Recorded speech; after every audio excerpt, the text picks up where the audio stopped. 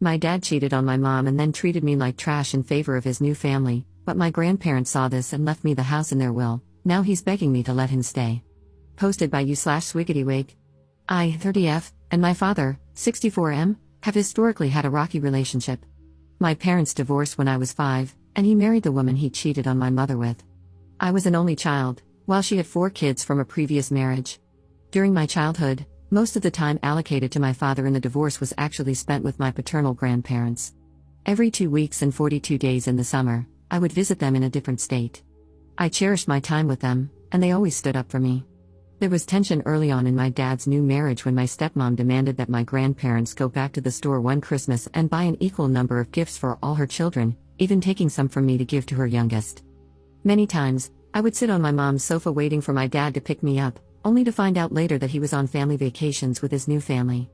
I could spend all day telling Cinderella stories, but I need to stay focused. My grandparents picked up the slack. We spent summers learning how to make baskets, gardening, camping, and doing various activities. Their home became a second home to me. When I was 13, I went to live with my dad after some methodical brainwashing, and from then on, I rarely saw my grandparents. My grandmother would call, but my dad and stepmom would ignore it. It broke my heart to see her name on the caller ID, knowing they were just on the other line but refusing to let me answer. They wouldn't allow me to speak to her unless I sat at a table with them while on the call, making it an uncomfortable and controlled situation. Fast forward to the summer of my freshman year, we visited my dad's side of the family. On the last night, my aunt and uncle, who lived next door, asked if I could stay the night with my cousins. My stepmother wanted her youngest daughter to be included, but they declined because my stepsister had a reputation for stealing. A fight broke out in the front yard, escalating into physical altercations. My stepmother shoved my 74-year-old grandfather to the ground. He had a hip replacement in the 90s and already walked with difficulty. I was utterly terrified and distraught. As the chaos unfolded, I packed my belongings because they said we were leaving. That night, I vowed it would be the last straw, and I would never forgive them. We missed my grandparents' 50th wedding anniversary because my stepmom was still upset about what his family did to her that night. The next spring, my grandfather had a stroke, and he was never the same. The man who helped raise me in the face of my dad's shortcomings no longer remembered my name. He passed away in 2014. When I turned 18, I left home to go to college, where I met my husband. He has been my rock, especially when my dad throws fits for not getting his way, as he has in recent years. My husband has shown me nothing but unconditional love and support and has been the father to our child that mine could never manage to be. I go no contact with my dad every couple of years due to his behavior. There's an old saying that time heals all wounds, but I don't believe that to always be true. Despite everything, I maintained a relationship with my grandmother until her passing in December. She was cheeky and left us notes to find after her death. This woman never forgot a slight, and that was reflected in her will. I inherited the house, which had been deeded to me since 2001. My dad knew they would give it to me, but I think he genuinely believed he had a chance of fighting me for it. Since 2012, my dad and stepmom have been living in an RV that's now falling apart. He's retired military but has no savings. Right after the funeral, he stashed his belongings in the closets of my grandparents' home. I discovered this after changing the locks and installing cameras for security since I live out of state and plan to move into my childhood home after selling my current house. I put his belongings, along with what he was owed, in storage, and my uncle gave him the keys. Upon learning this, my dad became furious. My step-siblings have been reaching out, calling me heartless for keeping him out of his parents' home. He called me in tears, but I coldly told him that if his parents had wanted him to have the house, they would have left it to him. I also pointed out that he should have treated his parents better when they were alive. I have the deed in my hands, and there's nothing he can do about it. The estate is almost settled, and the land he does get will also have my name on the deed. I would much rather share my childhood home with my daughter, filled with all the whimsical memories it holds, even if it means my dad ends up homeless. Up in the comments. 3 out of my 4 step-siblings are on welfare, and between all 4 of them, they have 12 children. They already have too many kids to take care of. My dad and stepmom have spent a lot of money supporting my stepsisters over the last 2 decades, which has likely contributed to their current financial state. Update 11 months later. I promised an update, and it's taken me some time to sit down and gather my thoughts, to really take in the reality of my situation. It's taken me 31 years to finally see beyond the rose-tinted glasses I had on when it came to my relationship with my father. Quick recap to catch you up on the events that have transpired since I last posted. I inherited my grandparents' home. My father and stepmother wanted to move in, and I said no. My dad then decided to leave my stepmother and reconcile with me, but he wanted to temporarily move in with us.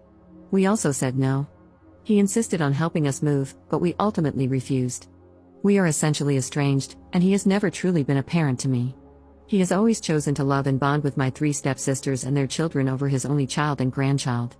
I had previously entertained the idea of reconciliation, but I was strongly dissuaded by both my extended family and Reddit. A week before the move, my dad did come to Kentucky and left my stepmom as he had said he would. However, the way he did it was cowardly. While she was doing laundry on their last day in Texas at their RV, he got into her vehicle and left, driving back to Georgia and leaving her without transportation. Her children are furious.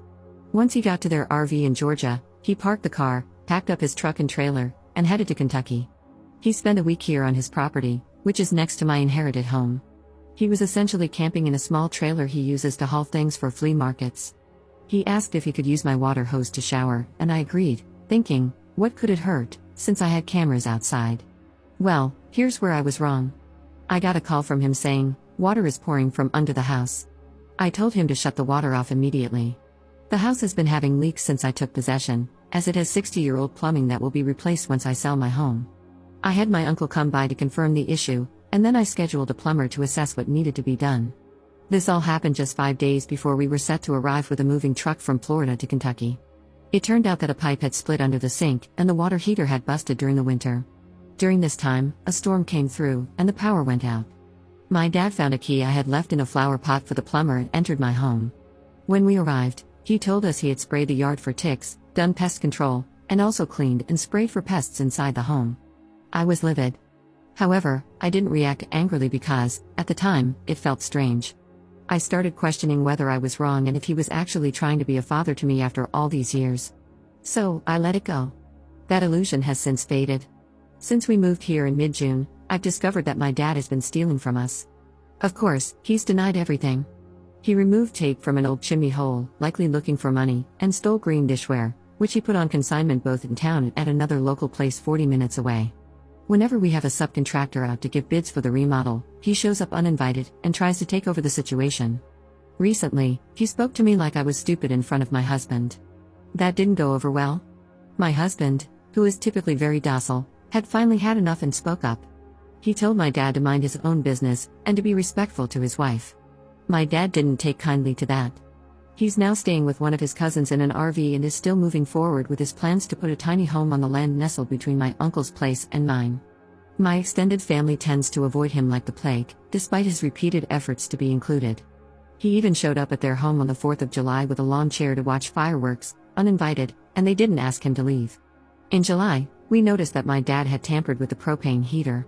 The pilot light was off, and the dial had been moved to 1, which is on the opposite side of the dial from the pilot setting. Whether it was incompetence or intentional, it felt like he was toying with our lives, my daughter's life included. Naturally, he denied any involvement. It feels like we're all living in fear of his retaliation. My husband, however, has no such fears and keeps threatening to go to the consignment store where my stolen glassware is being sold and make a scene. Honestly, I'm at the point where I'm just going to let my husband handle him. I'm no longer emotionally exhausted, just annoyed. My dad still shows up randomly with food, which I immediately throw away. The last time, he left a note on it for my daughter. I wish I had a happier update, but this is the reality. We close on the sale of our home next week and will start remodeling soon. I've informed the contractors about the situation and made it clear that my dad is not allowed on the property. I feel bad for dragging them into this, but I'm also worried he might vandalize the house my grandparents left me while we're in our rental. If I end up as a news story, know it's not a mystery, and you'll know exactly who is responsible.